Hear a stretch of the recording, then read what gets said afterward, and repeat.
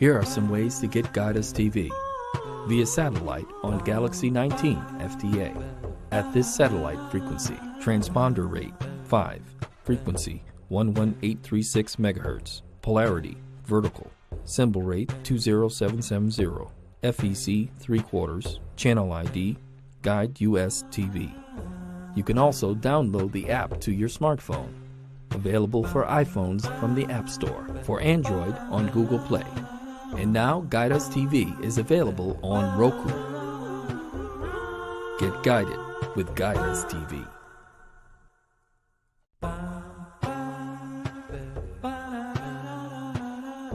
Here are some ways to get Guidus TV. Via satellite on Galaxy 19 FTA. At this satellite frequency, transponder rate 5, frequency 11836 MHz, polarity vertical, symbol rate 20770, FEC 3/4, channel ID, Guide US TV. You can also download the app to your smartphone. Available for iPhones from the App Store, for Android on Google Play. And now Guidus TV is available on Roku.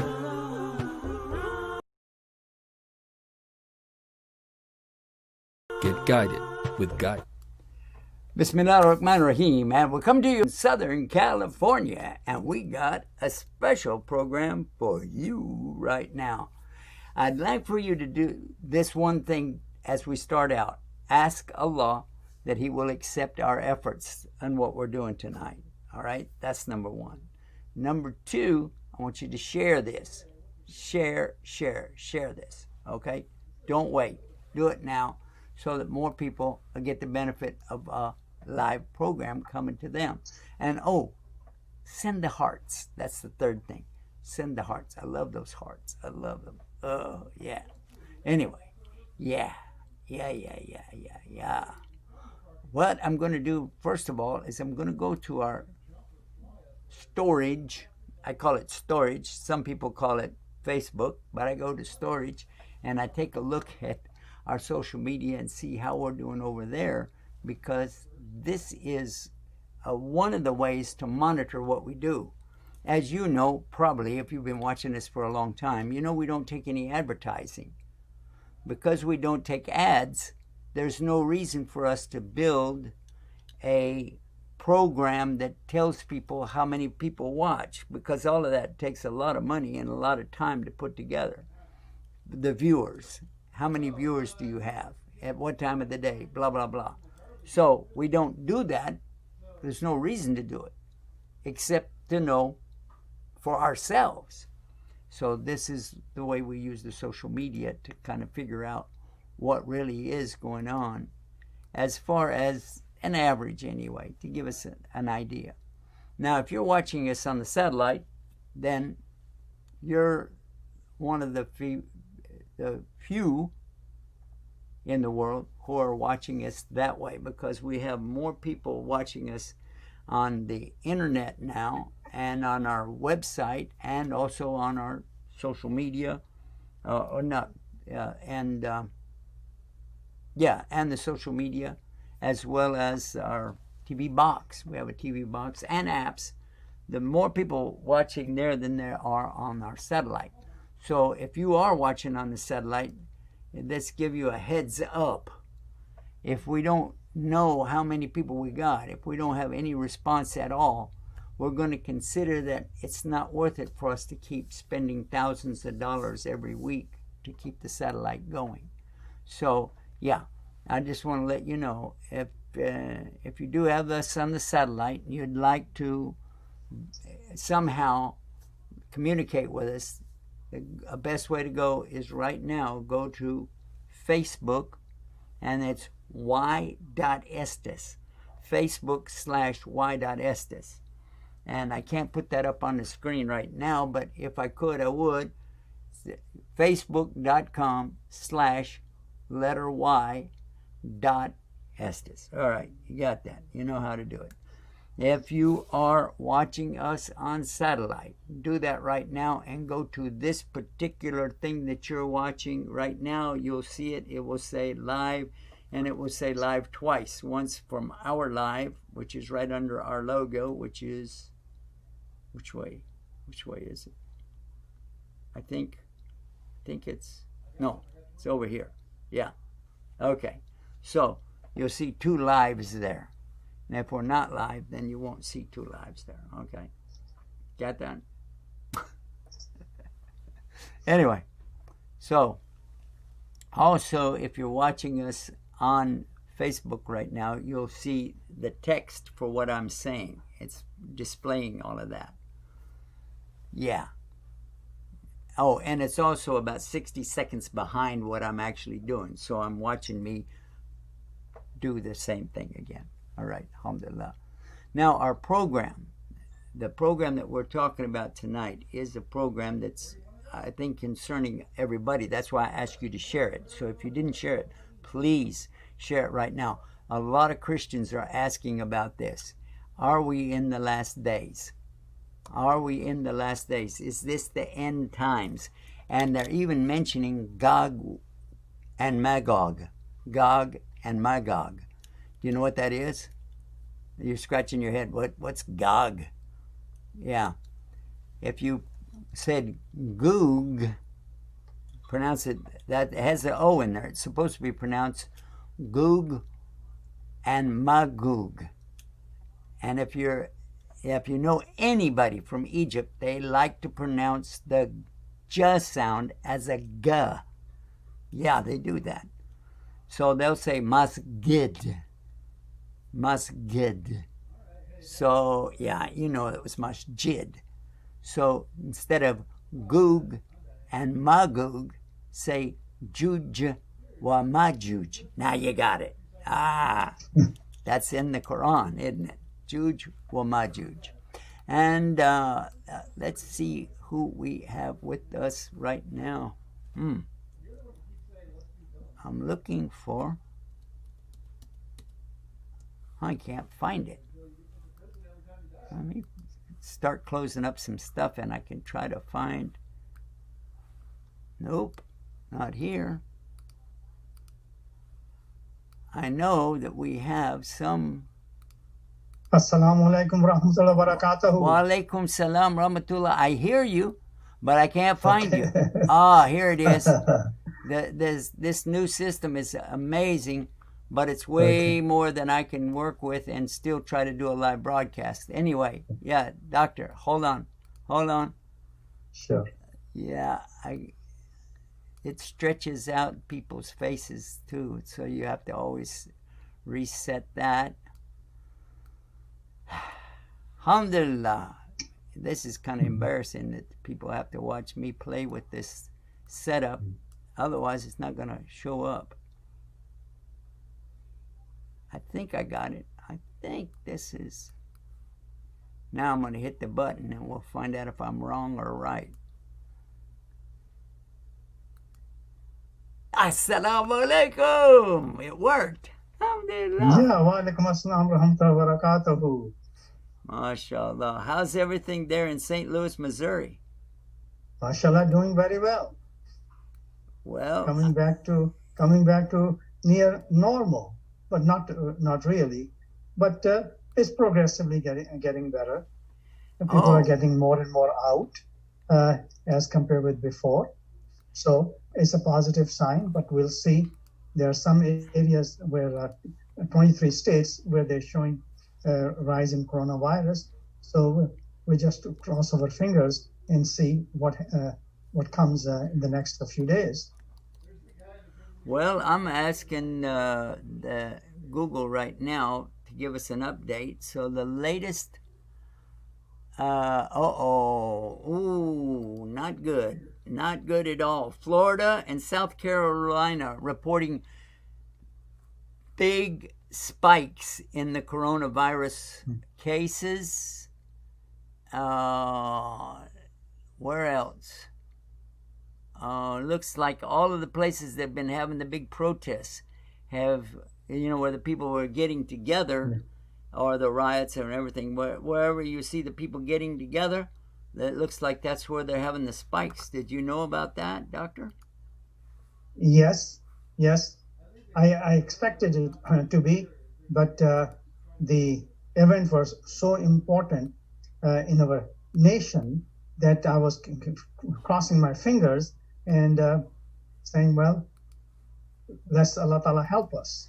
Yeah, And there's no doubt. don't There's no doubt that we should all put our hands together to join about this very oppressive situation. There's no doubt. I'm just saying though that as a result, I think some of the folks probably they didn't have their face mask or they didn't keep the distance or just qadr of Allah right. anyway. You know. Yeah. So, what's the latest that you know about all of this? Well, that's what just you added the same thing that the areas where there was more protests, the incidence is high. But this morning, I saw in the news that there are 23 states where things are spiking, and let's see how things transpire over the next few days. We'll have a better idea that it was something to be sustained or just like spurious, jerk in the system. Well, one of the things that I'm seeing on the news right now, it's saying, of course, anybody can check the news right now, but I think that what I'm seeing in New York is not very good, because they're looking at the stock market there has dropped significantly today, the lowest in history, they said. I don't know what that means because I don't know. I don't keep up with stock markets and that. But they're saying that the Dow Jones average thing, whatever, you see it on the screen a lot, especially when you're trying to do something else. Anyway, well, because I don't follow it, I don't have an interest in it, but they're saying it is very low. And that means that there's going to be an economic repercussions. Yeah, well, obviously, because the so much unemployment and employment keeps unemployment keeps increasing. And this morning, commentator was talking about that we will never get many of those jobs back. They're gone forever. And poor people, they have to pay their mortgages, they have to pay tuition, they have to take day-to-day living. At the same time, the meat prices are going up and other grocery prices are going up. So we are really in a trial situation. Some people who have got plenty of money, they may not be affected, but average person who's making less than $80,000, $50,000 a year, the family, they are in a very, very serious, dire situation. Yeah, that's true. That's very true.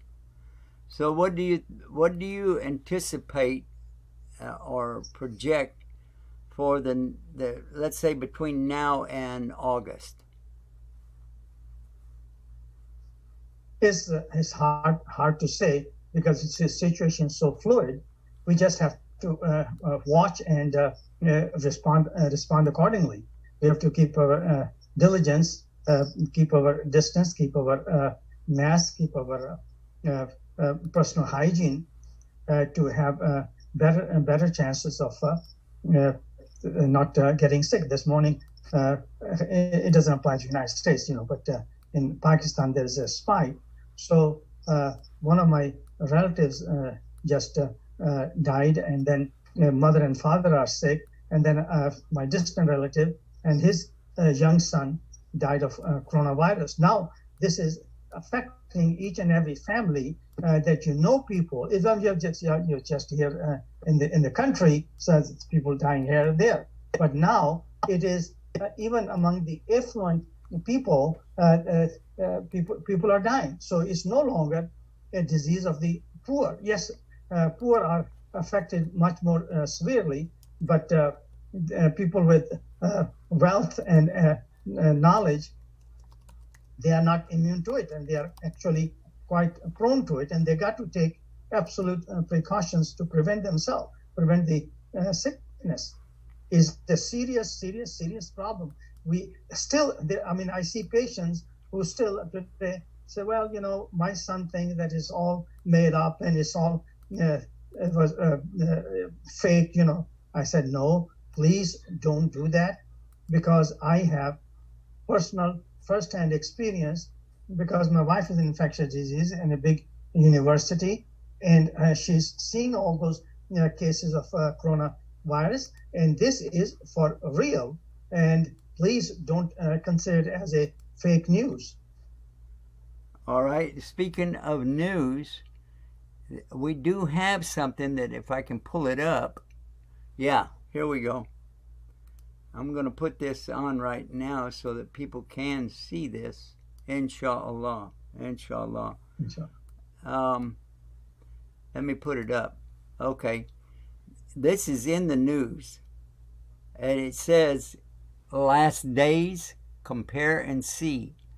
Wars, famines, earthquakes, false prophets, fake teachings, widespread evil, signs in the sun and the stars. Now, this was predicted by Christianity 2,000 years ago. And it was also predicted by Islam 1,400 years ago. Exact same thing, because it's the same God, the same religion, So, and what I want to emphasize now is, as Muslims and Christians, we share a belief, okay, guys? We all share a belief, and this is a good chance for us to come together on that belief and really think about what it is that we're promoting. If we're promoting God's religion according to the actual original texts, and I want to focus on that, because if you're saying anything about English language, that's not an original text, all right? Just FYI, just so you know. That we don't consider that the Quran is in any language but Arabic. So, and everything that I'm posting on here right now, you're looking at it, it's in English. So, but to get the best understanding out of what we got here, let's compare, all right? Some amazing comparisons from the Christian teachings that also go right along with Islam. Let's look at those here. First of all, let's look to I'm going to highlight that so you can see what I'm doing. I think I'm going to do it. Yeah, there we go. It highlighted it. The book of Revelations, the last book in the New Testament. It says, but how close the clock is to the last minute. The last, no, this is in the article. It said how close the clock is to the last minute. The New Testament says nobody knows. Here we go. This is in Matthew 24:36. Not even the angels in heaven or Jesus. Only God knows. And Prophet Muhammad, peace be upon him, he said, when is the angel asked him, when is the last hour? And he said, neither you nor I know. So the last days there are signs, but nobody knows exactly when it is. One of the signs that he mentioned, and I'm going to highlight this, when you see the slave gives birth to her master. A slave giving birth to a master. And the other one, it says, whenever you see and I lost that, okay. Whenever you see desert nomads competing in building the tallest buildings. So that, I think, Doctor, gives us a room to discuss some of these things. Have we seen any of the Arabs building tall buildings in the desert or competing to build the tallest? Oh boy, is there a mad competition over there, one after the other one.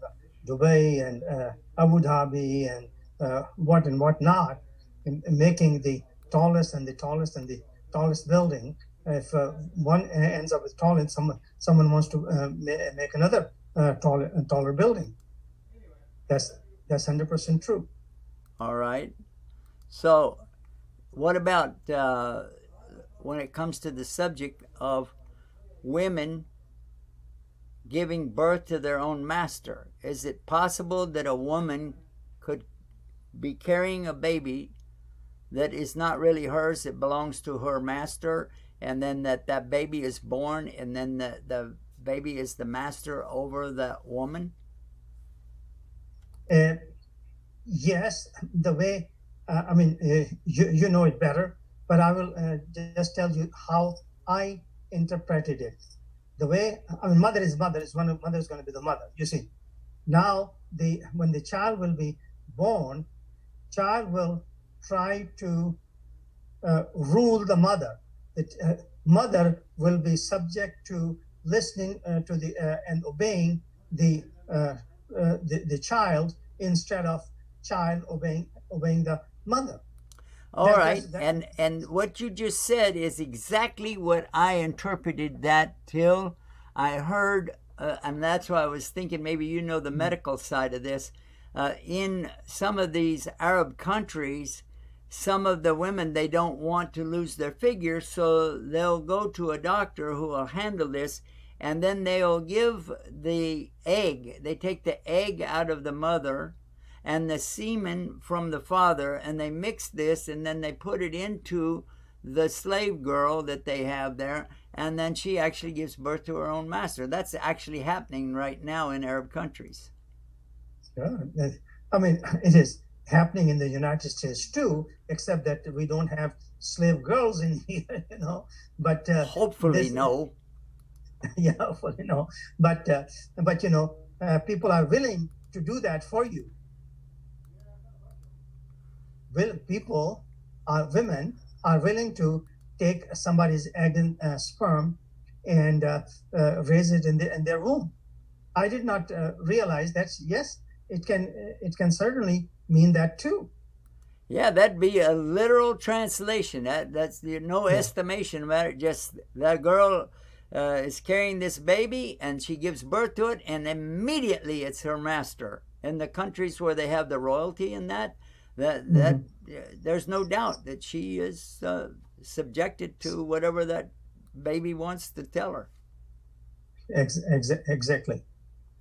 And I was like you for like 25 years. I was thinking, what about the mother who is tells her child something?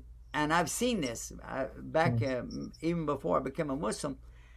I saw a woman, she's working hard. She doesn't have a husband. She's working hard, taking care of this and that. And the child comes home from school. The mother comes home from work, and she brings a box, and it has tennis shoes in it for the child, first day of school.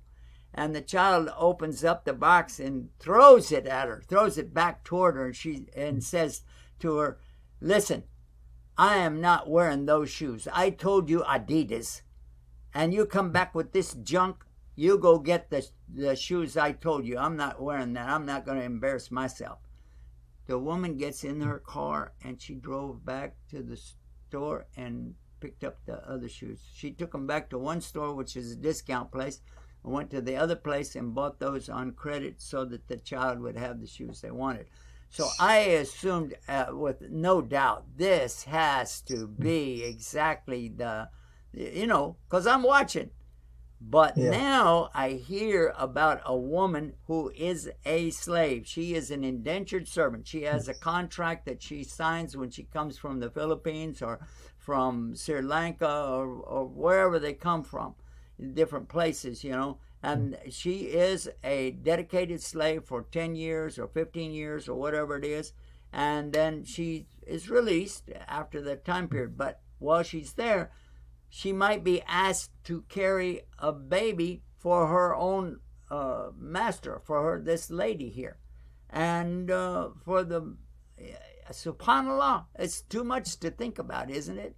Yeah. But it's come to me as a total surprise. In my wildest imagination, I couldn't think that they will do something like that. But in this world, everything is possible. I think you're right. There's something else about false prophets. And I thought maybe this is a good chance to bring that up. False prophets are prophesied in the book of Matthew in the Bible, talking about, he said that Jesus is saying, I am Jesus, and there many will be deceived, okay? And then many false prophets will appear and deceive many people. That's in Matthew 24. And recently, well, not just recently, let's say in my lifetime anyway, there was somebody in South, he took a bunch of people to South America. His name was Jim Jones. And it became clear that this guy was a cult.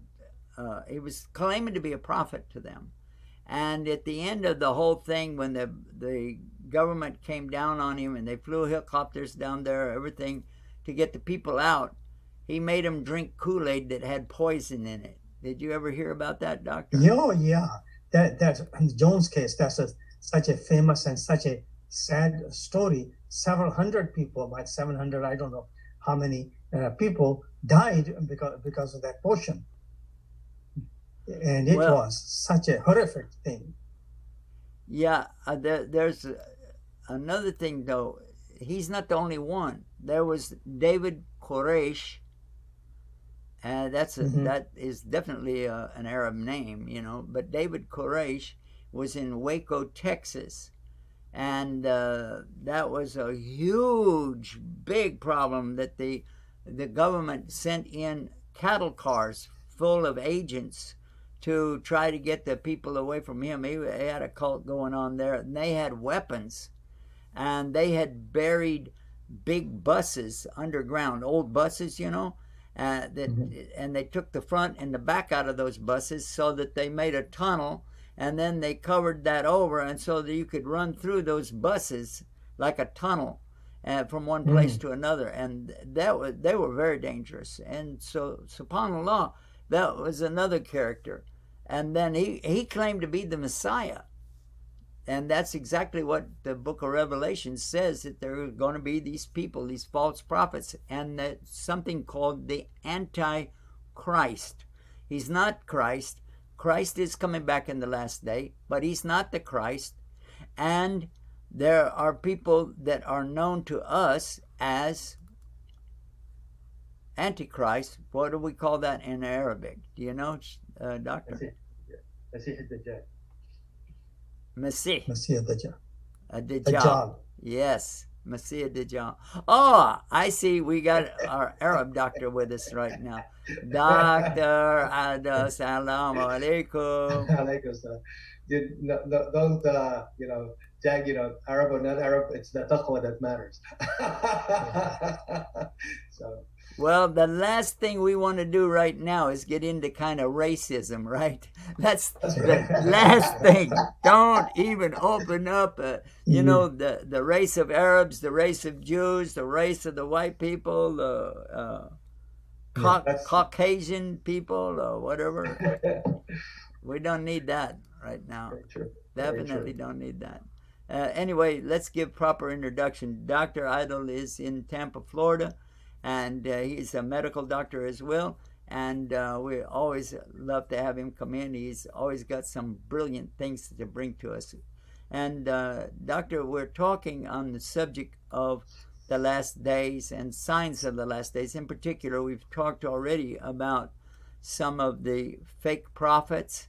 We talked also about some of the predictions, and we've seen some of these signs already, the signs of the poor Arabs of the desert suddenly competing to build the tallest buildings in the world. And this was predicted 1,400 years ago, at a time when nobody would have thought about building a building of any, even 2 stories or 3 stories out in the desert. Why? You got a tent. What more do you need, right? That's very true. Some people look at it from doom and gloom. I look at it from a very positive way. When somebody knows the end of the race, what happens? If we're all in the race towards Jannah, inshallah, paradise, everybody, you towards the end, you just coming down the home stretch. So you really try your very, very, very best if you know it's coming to that point. So it's not all bad, but it's put a good perspective. And, yeah, that's true what you're saying. At the same time, there are a lot of people who watch our program who are not Muslims. And when they do watch it, because a lot of our brothers and sisters who watch this program, they share. And when they share this on the social media, other people see it in the future, within the next 24 hours usually. And what's happening is we're going from a few people, just like a couple thousand, it goes all the way up. Something yesterday got over 200,000 visits on an article that we put up. So, and it's because of these brothers and sisters are sharing. They're doing their job. They're really doing a good job here. And I want to present this so that those who are not Muslim yet realize the very seriousness of what really is happening. Consider Islam. Look, Islam right now is giving the answers. The very answers came 1,400 years ago for the COVID virus. Quarantine came with Muhammad sallallahu alaihi wasallam. And also the don't leave your house. If you've got some disease there, don't stay in your place. But if you know a place is having something, don't go into it. That's the quarantine. So that's clear. But how about this? The Prophet ﷺ is telling us, wash your hands, wash your hands, wash your hands before we eat. Why do you wash your hands before you eat? Because Arabs, they like to eat with their hands. So you'd say, well, why don't you wash after you eat? Well, we do. But the big thing is to eat from clean. And that was something that was stressed during the Black Plague in Europe. But that answer was coming from the Muslims of Spain. And these things, I think, make a lot of difference for the people. Now, we just talked about the Dajjal and the Antichrist. And there are people claiming to be the Messiah. I saw one on the internet a few weeks ago claiming that no doubt, he said, I am the Messiah, I am Jesus. And I thought, oh my God, what's this? You really think Jesus is going to come over to America or England and get a computer and sign on and say, hey, I'm Jesus, here I am? Crazy stuff. What's your take on that? Yeah, my take on this is that how do you know that he is a true Messiah or a false Messiah? Allah Ta'ala says that true Messiah will never declare himself that he is a Messiah. False will declare themselves that they're Messiah and will be found that they're not telling the truth. The true Messiah would come and people will find him and tell him, please come over and rule on us, and all the atrocities we have in the society, you take care of them. But what he would do is he'll run away from all that and hide somewhere in city of Medina. And then when so much atrocities going on, people in bad need to find him, and eventually they will find him and force him to be their judge, their ruler, so as to remove all that stuff. So that is. Go ahead. So that is the thing. If you claim that you're a Messiah, I know you're a false person. But most people do not know this fact. That's very good. Listen, we're going to take this short break, and we'll pick up where we left off when we come back. Guys, I'm going to play this again. If you've been watching this regularly, you know about this, but I want to put it up again so that the folks who don't know think about this. Science, modern science today, is agreeing with 100% of what Islam. The proof of science is the proof of Islam. But there are people who are making conclusions based on what the solid evidence that we have, and their conclusions are just a little off. We know everything came from nothing because God made it that way. He started with nothing and made it, yeah? But nothing can't create itself. It has to have a creator. Watch this. We'll be right back right after.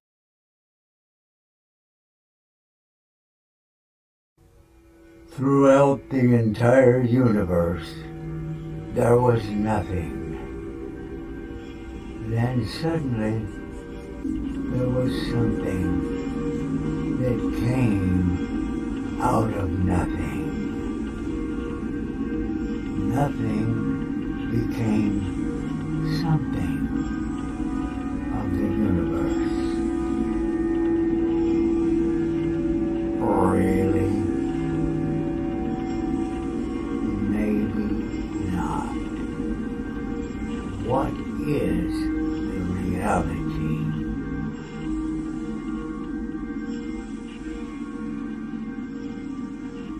Does something really come out of nothing? Here we go. And we are back. I told you it wouldn't be that long. And what you heard right now, we were talking in it about nothing doesn't create itself. In other words, something doesn't come out of nothing. Something can evolve. That is exactly what we know from Islam. There are a lot of people who think that their religion, doesn't accept any evolution. Islam must accept evolution within the species because Allah is Al-Bari. He's Al-Khaliq. Al-Khaliq means he's the creator, but Al-Bari means he is the one who changes. He changes and he develops, or he molds, or he, redesigns what he already made. So he's the evolver. We have a creator, Al-Khaliq.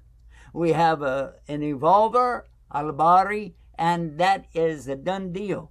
It's just that giraffes don't turn into crocodiles, snakes don't turn into birds, and fish don't turn into people, okay? That is obviously way out there. If Allah wanted to, though, he could change the fish into a person, understood right away. But that isn't what he has done, and that's not what he's told us. What he tells us in the Quran, Huwa alladhi khalaqa samawati wal ard fi sitta ayyam thumma astawa ala arsh. So he is the one who created everything, the heavens and the earth, in sitta, 6 periods of time, al-yawm. And then, what? He rose above his throne. We don't say he's sitting on it, laying on it, and he's not tired. We just say he's over his throne. And now it's time to bring in Dr. Ado, because we kind of cut you off there a little bit, but we're back with you. Assalamu alaikum. Alaikum salam. We love you, Sheikh Yusuf. Love the energy going. Dr. Sultan, gotta get the energy going, inshallah. Guide us with. So this is a beautiful story, again, on a beautiful example of humanity. And your volume dropped, Doctor. The volume that you have there dropped down. Can you bring it up a little bit? Talk to your mic. Can you hear me okay? Oh, yeah, it's great now. I don't know what happened. Okay. So basically, this particular example of a beautiful humanity that, again, Umar ibn al-Khattab, he was the ruler at the time in Medina, and he was basically have a habit of going around and making patrols to see how's everybody's doing, and making sure everything is okay. So he heard a voice of a woman in pain coming out from one of the houses, and when he learned, a man came to him, as and he didn't know that he was Amir al-Mu'mineen. So when he asked about what's going on, what's this sound, he said, sir, I think this woman is in labor. She needs help, and she has nobody to help her. So and she has nobody out there. She's by herself. So Umar ran to his house and informed the first lady at the time, Kulthum, his wife, bint Ali radallahu anha. And he said, هَلْ لَكِ فِي أَجْرٍ سَاقَهُ اللَّهُ إِلَيْكَ? Would you like to take a part in a reward that Allah has brought straight to you? Allah has brought to you. So he said, absolutely. What is it? So he told her that this woman is in labor. She needs help to deliver the new baby. The baby needs clothes. They need help. They need food, and all kinds of supplies.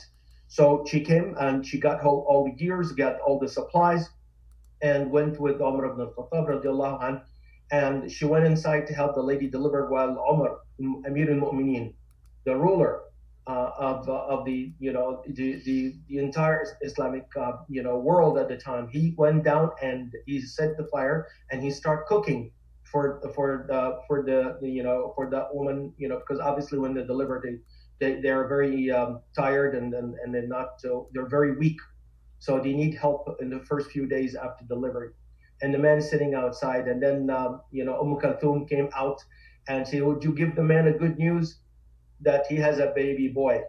So at the time, they brought the food inside, and the family knew that at that time that this was Omar himself that it was doing. So the man got a little bit of scared when this is Amir al-Mu'minin doing this. He's bringing the food, he's cooking the food, setting the fire, and doing all that. And this was so impressive that he said, "You stayed up all the night doing all that, and you are the highest ranking official at the time on the earth at the time." So it was very impressive that the people, the regular people, were so amazed at how humble and how down to earth, and got the sense of responsibility. Even a woman in labor that had no help, that he basically recruited his wife, Kulthum, to go and assist and bring in the food and clothes for the baby and so on. So this is the beauty of humanity in action that everybody should know about, Muslims and non-Muslims alike, because this is what we need nowadays more than ever. Wow. Yeah. You know what? I found something, and I put up the pictures of that out of a storybook that was, while you were talking, and I put up those little characters. They have the face blurred out on them, but it had the baby and the mother, and it had well, you'll see it later, but it had the story. So while you were telling the story, I remembered, I saw that somewhere, so I put it up for you. Alhamdulillah. Anytime you want to tell stories, just let me have a heads up, and I'll try to find that story for you and put it up. Okay, inshallah. Because a lot of people may put a 3D image and can relate to that, and maybe they will copy this good deeds in their life, and hopefully that will make us a better community and a better world. Yeah, and by the way, Omar, it's another story about Omar. You know that one time he was sleeping outside by a tree. Now I've got a picture of it. He's not sleeping in this picture, but he's right by that tree. All right, now imagine, here's Omar. He's sleeping right there by that tree, and a delegate from another country comes over, and he's looking. He said, "Where's your leader?" And they said, "Oh, he's right up there, go up the hill." And where? Is under the tree. He's sleeping. Your leader is sleeping under a tree? What is this? And he was amazed. Yeah. And he doesn't have any fancy clothes on. In fact, they said that Omar, one time when he was given a khutbah, that they counted that he had 12 patches on his garment, and one of them was made out of leather. It's not even the right kind of material. And this is a comment somebody was making about Omar. Now, if somebody is your world leader, and he's got, today's world, you're going to wear a nice suit, a nice red tie, something like this, but that's not the way they were. They did wear clean clothes. That we want to emphasize. Always Muslims are to be clean, clean, clean. Okay. That's one of the ways that we avoid getting these diseases. But to be clean, and on Friday he would wear white. Our Prophet ﷺ would like to wear it white if he had something white. And subhanAllah, these are things that I think that people need to know how simple and how easy everything was at that time. And there's one very interesting story I like to share about Hazrat Umar. Go ahead. Yeah, as we talked about, that he used to make rounds in the streets, see how the state of the union is. And one day he was passing by, and the mother was telling her daughter that the milk they were going to sell tomorrow, why don't you put some water in it? So the daughter said, well, we have to answer Allah Ta'ala, you see. And the mother said, well, that's another issue, but right now, there's no Amirul Mu'mineen who is watching us, so why don't you do it? The daughter said, well, Allah Ta'ala is watching. I'm not going to do that, you see. And Hazrat Umar investigated the matter and married his son to that daughter because of her honesty. So that's the kind of character that we had at that time. No blemishes on any character whatsoever. And the finest example of the highest level of character. Now, when you compare these days, there's no comparison whatsoever. You do the wrong thing and then say, yes, I did it. That's the way it is. Everyone does it. So I do it too. I think that it's good examples. These are real good examples. Go ahead, Doctor. Yeah, and to echo what you just said, when the man came and saw him on the tree, he said 4 words: hakamta, you ruled; fa'adalta, and you were just; fa'aminta, and you felt safe and secure; fanimta, you fell asleep. So because you ruled in justice, you're not afraid of somebody coming, and he had no security, he had no entourage, he had no, he was just, laying there because he did justice. So that's very, very important concept, because with justice, there's peace and security and prosperity, and also everybody feels good. So that's a good strategy for safety and security everywhere you go. I think the message that we're looking for now is, how can we feel at peace with all these things going on? And one of the things is to rely on Allah in everything that you do. Tawakkal to Allah, turn it over to Allah, and just trust that Allah will take care of everything. And I think that's what the thing that you were talking about a little bit earlier about our presentation needs to be a very positive and uplifting one. Is that right? Yes, and that should be really the remedy. If there's a prescription that we can pass on to everybody, and it's free one, alhamdulillah, no discount, zero cost, which will be kindness and education. Yeah. We can spread that around and make everybody feel, hopefully less stressed or de-stressed, and then they can pass it on to others and share that. And this way we reverse the culture of anxiety and stress into peace and tranquility and hope and optimism. Yeah, see, that brings up our responsibility. There's a very famous incident in which Allah Ta'ala ordered his angels to destroy one village or one town. And the angels said, do we really go and destroy that town?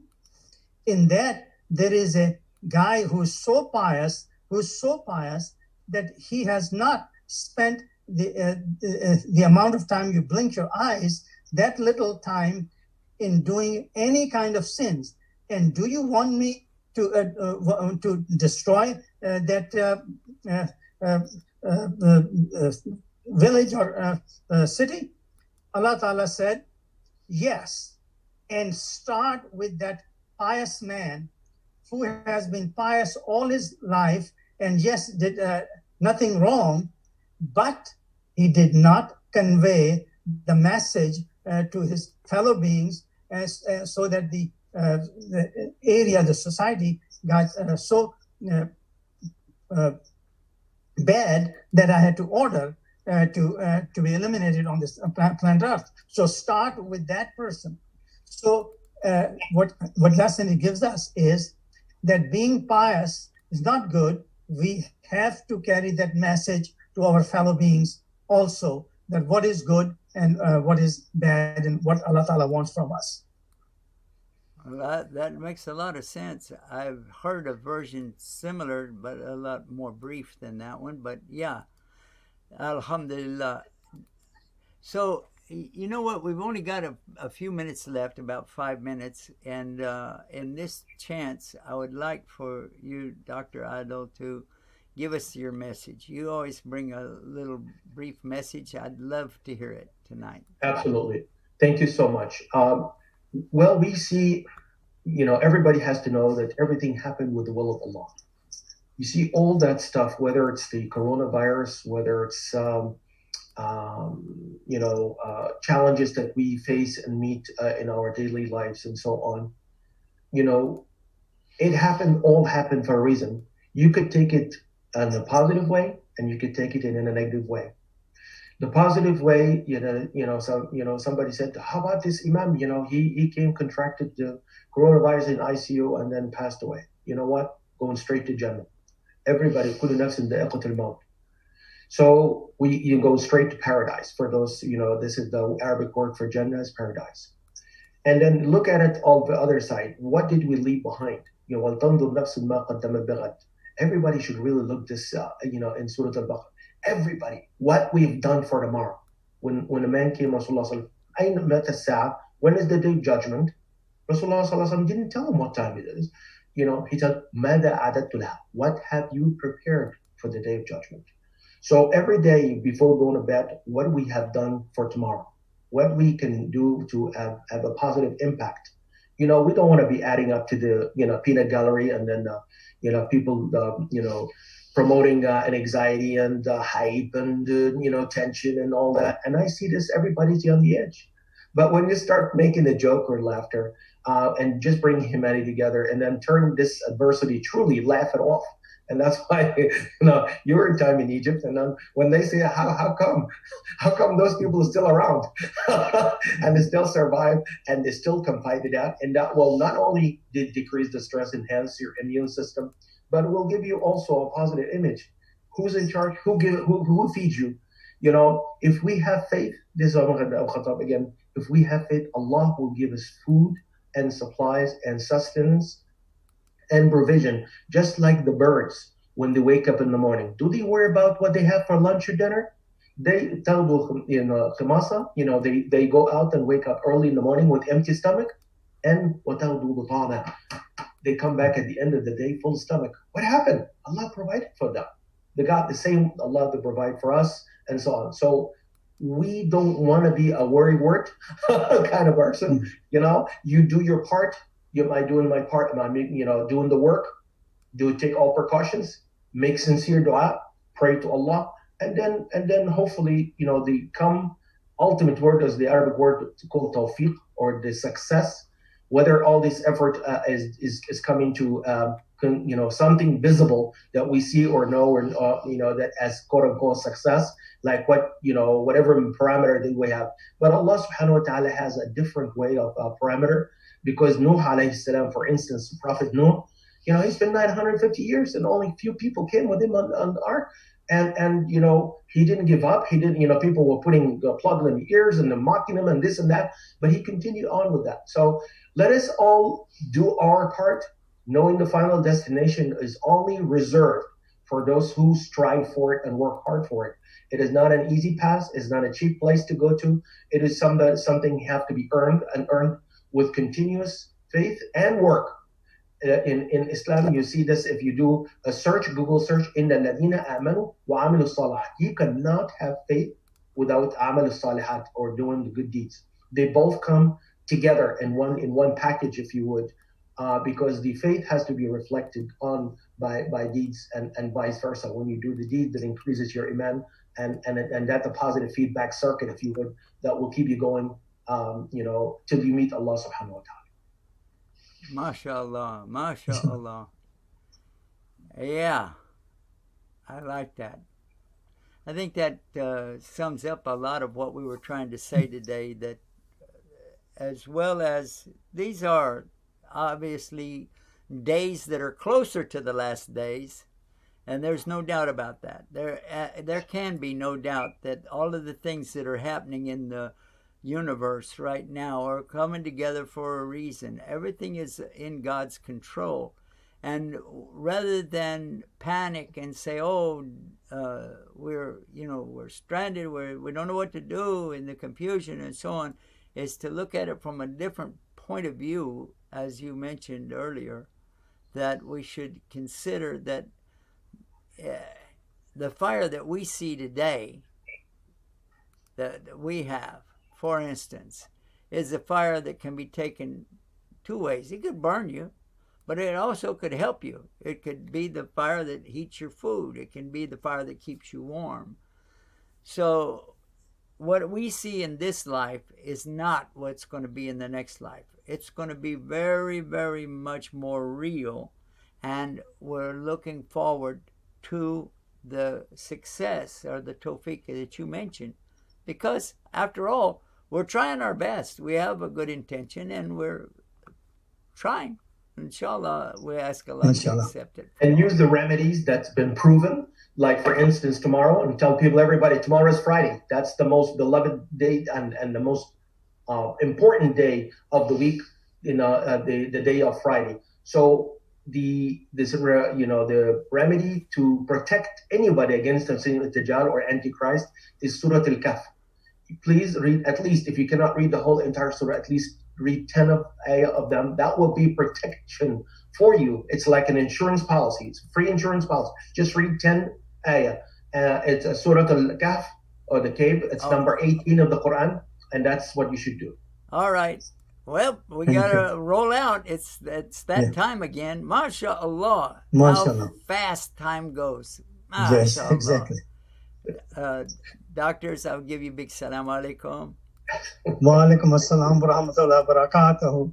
And we're gonna close with Guide Us TV.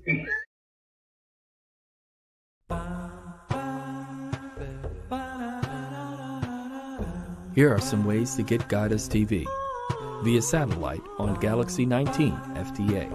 At this satellite frequency, transponder rate 5, frequency 11836 MHz, polarity vertical, symbol rate 20770, FEC 3/4, channel ID, Guide US TV. You can also download the app to your smartphone. Available for iPhones from the App Store, for Android on Google Play. And now Guide Us TV is available on Roku. Get guided with Guide Us TV.